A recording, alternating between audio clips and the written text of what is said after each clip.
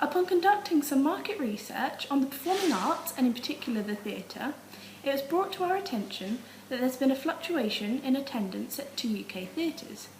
SALT, the Society of London Theatres, identified a recent decline of 1.73% between 2010 and 2011. However, the problem with attendance at the theatre stems much deeper than the bums on seats figures collected at the end of each year. Leisure reviews such as the Taking Part survey and Mintel's leisure report identifies a problem with repeat visitation and repurchasing within the theatre. In September 2012, Mintel highlighted that 67% of their 18-plus sample attended the theatre at some point in their life, but only 9% of these people visited monthly or more often.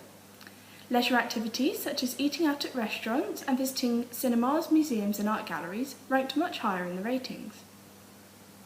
Alongside this problem, we became aware of the negative perceptions towards forward thinking within the theatre. Arts Council England's report identified three main concerns towards the idea of digitalisation of the theatre. Firstly, a fear of digital art replacing live experiences.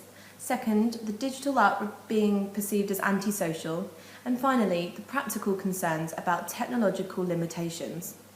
The report highlighted the perception that artistic participation does not include the social nature of art, which we wanted to tackle head-on.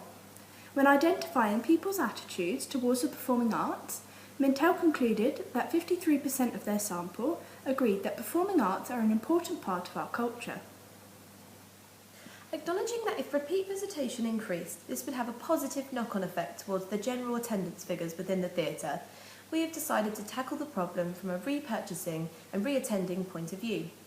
Taking on board the negative perceptions of digitalisation within the theatre and consumers' attitudes towards the performing arts, we plan to exploit the ever-growing creative media and digital technology industry to overcome the problem of repeat visitation in the theatre once and for all.